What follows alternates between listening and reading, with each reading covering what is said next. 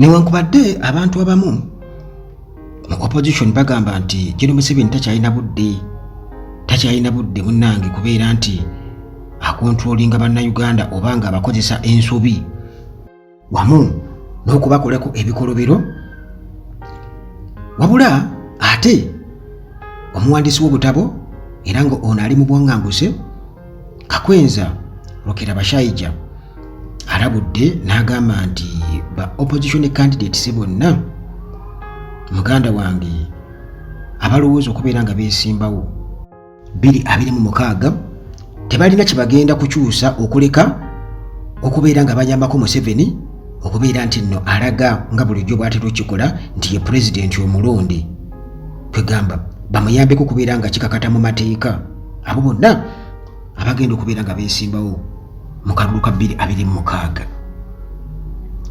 Munnange Kakwenza bino yabitadde ku mukutu gwe ogwa X era n'ategeeza nti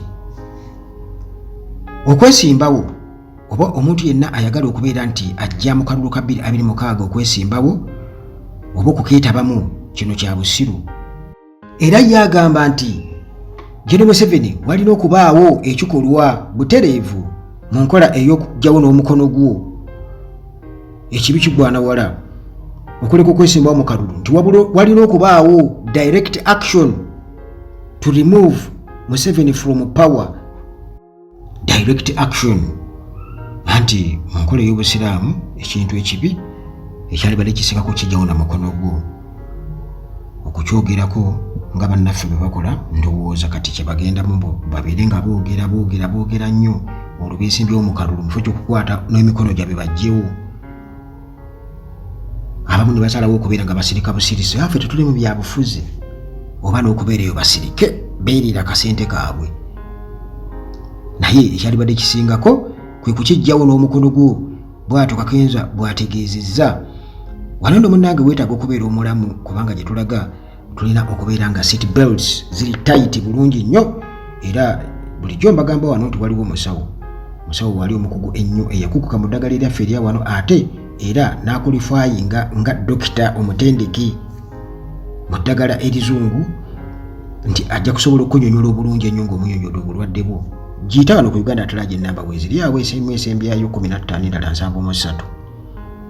Abantu bagezezzaako okubeera nga munnange bamweyuna kubanga nakizuula nti abantu bangi babeera balwadde. Ogenda okukubira abantu okunoonya ku muntu gwe wali oyogerako naye nga munnange nino pressure endi bubi, ndi eno Vancouver nfa, ndi eno bannange ndi mu America nfa, ndi Bungereza nfa, bwe bityo n'abamu baakomawo dda wano.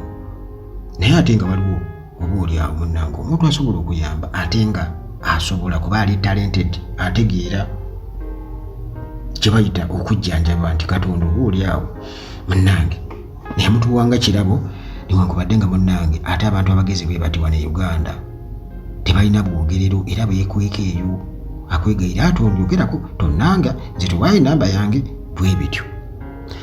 Kale twetaaga okubeera abalamu kuba gye tulaga muganda ye Kakwenza bw'agamba nti action, direct action okujjako Museveni gyekkuba eryetaagisa kiba kitegeeza ki muganda wange nti emisinde n'amaanyi fitness yeetaagisa, kitegeeza kubeera mulamu. Kati twejjanjabe munnange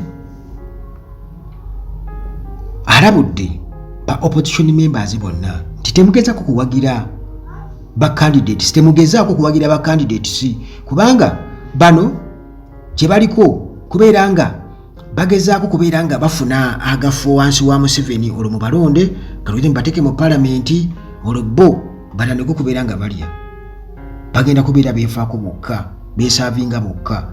Kakwenza bw'ategeezezza nti ekisingako temutawana byakulonda mubiveeko wabula mugende mu direct action.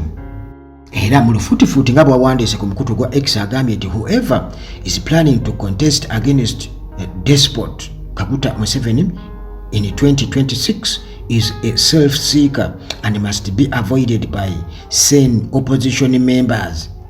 Nti muna opposition yenna wa munankyukakyuka yenna kwegamba ategeera kyategeeza nti gwe bw'olaba omuntu ng'agezaako okubeera nga yeesimba ku Gen. Museveni 2026 wekyoba omanya nti oyo yeenoonyeza bibye era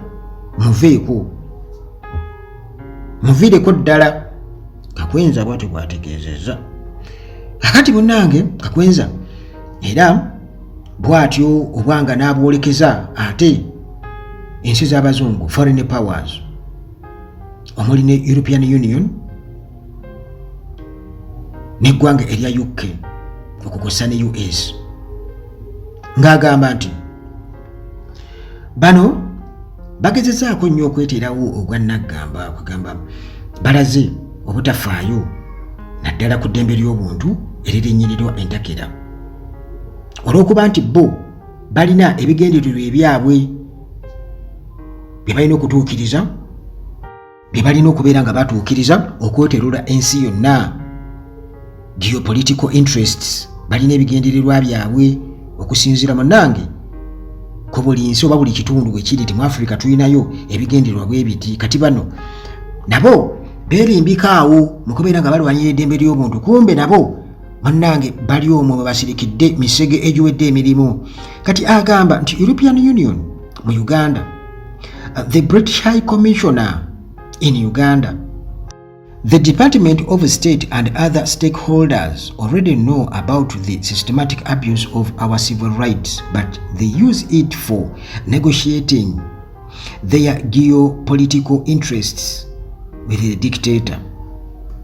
Nti bw'ayogera ku European Union mu Uganda, the British High Commissioner in Uganda, the Department of State and other stakeholders n'abalala bonna munnange abali mu nsonga eno bamanyi bulungi nnyo engeri eddembe ly'obuntu gye lirinnyirirwamu wano e Uganda enteeketeeke. Naye munnange kino bakikozesa bo ate mu ngeri y'okubeera nga bakifunamu olwo kwe basinzira okubeera nga bateesa ne badikiteta okusinziira ku bigendererwa byabwe bye babeera balina mu bitundu munnange ebyenjawulo. Kakati olwo ne yeebuuza nti ddala ani olwo gwe mupulaani gwe kubeera nga mu-exposinga nga mulabisa mulinawo gwe mupulaani gwe kubeera nga mulabisa ng'ekigendererwa kyammwe oba ebigendererwa byammwe byebyo nga bwe mba nnyonnyodde awo. Nabagamba nti baganda bange, it's all about us, and the earlier we realize the better we wake up and fold sleeves. Nti ensonga eno munnange ekwata ku ffe era bwe tukitegeera amangu kyekisingako kyekiseera tuzuukuke tufungize. Tetusuubira muntu yenna kubeera nga ajja okubeera nga atuyamba naddala abo ate abeekubaana n'abatutuntuza n'abatukooza akajiri. Tetusuubirayo ku buyambi eri abo bayogeddeko. Ensonga eyo twagyogerako wano nti bano bwe bamala okulaba ekintu nga kitabuse era nabo munnange bwe batyo nga bagamba bamuvuddemu, abannansi bamuvuddemu olwo nga bayingirawo. Naye ng'ekyo tekinnaba kubeerawo bannayuganda kubeera nti bagendera ku lugero luli nti nnyini mufu yakwata ewawunya, nabali nabo tebasuubirwa. President Bobi Wine wa NUP y'omu ku abo already abalangiridde oba abalangirira edda okubeera nga bajja okubeera nga bavuganya mu kalulu ka 2026.